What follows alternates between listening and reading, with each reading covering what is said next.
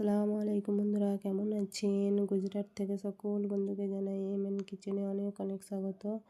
আজ আমি আপনাদের তাওয়া বার্গার বানিয়ে দেখাবো। তার জন্য এখানে দেখুন আমি সমস্ত কিছু নিয়ে নিয়েছি এবং আমি প্রথমে গাজরটাকে কেটে নেব এবং গাজরটা কেটে নিচ্ছি এবং গাজরটার দেখুন এই মধ্যখানে যে সাদা অংশটা থাকে সেটা নেব না, সেদিন আমি ওটাকে কেটে ফেলে দিচ্ছি। এরপর গাজরটাকে আমি কুচি কুচি করে কেটে নেব। এই দেখুন গাজরটাকে আমি কুচি কুচি করে কেটে নিচ্ছি এবং আমার কুচি কুচি করে কাটা হয়ে গেছে। এরপর আমি ক্যাপসিকামটাকে কেটে নেব এবং ক্যাপসিকামটাও আমি মধ্যেখানে যেই সাদা অংশটা থাকে সেটাকে কেটে ফেলে দেব এবং ক্যাপসিকামটাও আমার কাটা হয়ে গেছে। এরপর আমি একটা লম্বা বড় কাঁচা লঙ্কা নিয়েছি। এই লঙ্কাগুলো দেখতেই অনেক বড় কিন্তু তেমন ঝাল হয় না। এই দেখুন কাঁচা লঙ্কাটাও আমি কেটে নিয়েছি। এরপর আমি ধনেপাতাটাকেও কুচি কুচি করে কেটে নিচ্ছি। এই দেখুন কাটা হয়ে গেছে। এরপর আমি টমেটোটাকেও কুচি কুচি করে কেটে নিচ্ছি এবং টমেটোটাও আমার কাটা হয়ে গেছে।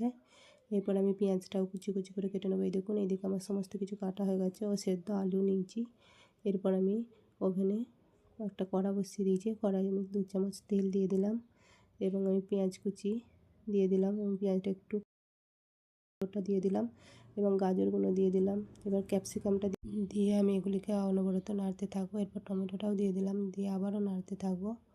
এই দেখুন দিয়ে পরিমাণ মতো লবণ, হলুদ গুঁড়ো, লঙ্কার গুঁড়ো, জিরে ধনের গুঁড়ো, গরম মশলা গুঁড়ো, আদা রসুনের পেস্ট সমস্ত কিছু দিয়ে আবারও নেড়ে নেব এবং এটাকে ভালো করে কষিয়ে নেব। এই দেখুন তেল ছেড়ে গেছে। এরপর আমি ধনেপাতাটা দিয়ে দিলাম, দিয়ে আবারও নেড়ে নেব।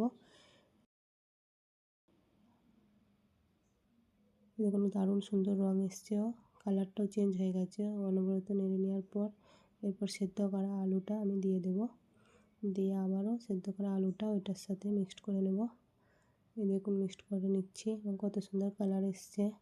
এবং উপর থেকে একটু আমি সয়া সস দিয়ে দেব এবং সয়া সসটা দিয়েও আমি একটুখানি নেড়ে নেব, ডার্ক সস যাকে বলে।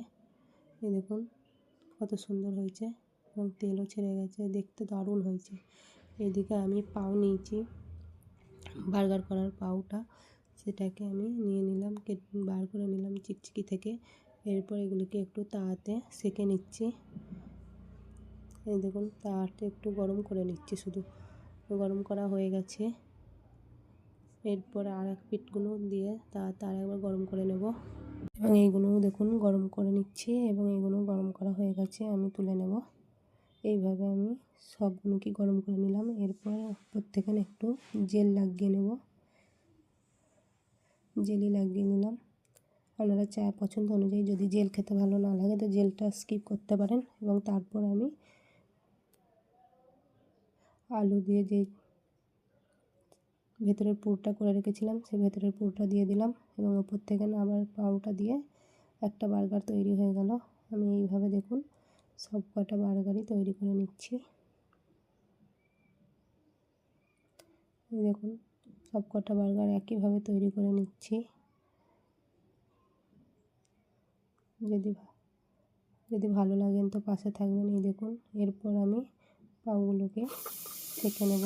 তার জন্য একটা তাওয়া বসিয়ে দিয়েছি ওখানে এবং তাতে একটু বাটার দিয়ে দিলাম ও একটু লঙ্কার গুঁড়ো দিয়ে একটু নেড়ে নিলাম। এরপর আমি এটাকে গোল গোল করে ঘুরিয়ে নেব এবং দুই দিকটা এরকম করে সেঁকে নেব।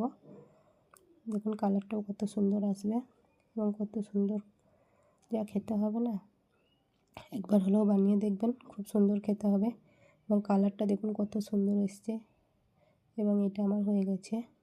দেখুন এইভাবে আমি আবারও একটা বানিয়ে নেব, আপনারা একবার হলেও বানিয়ে দেখবেন। এই দেখুন সেমভাবে আমি আবার একটা বানিয়ে নিচ্ছি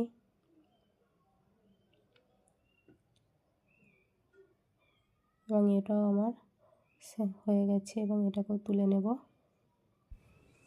যদি ভালো লাগে লাইক কমেন্ট ও শেয়ার করবেন, ভালো থাকবেন, দোয়া করবেন, পাশে থাকবেন। আল্লাহ হাফেজ।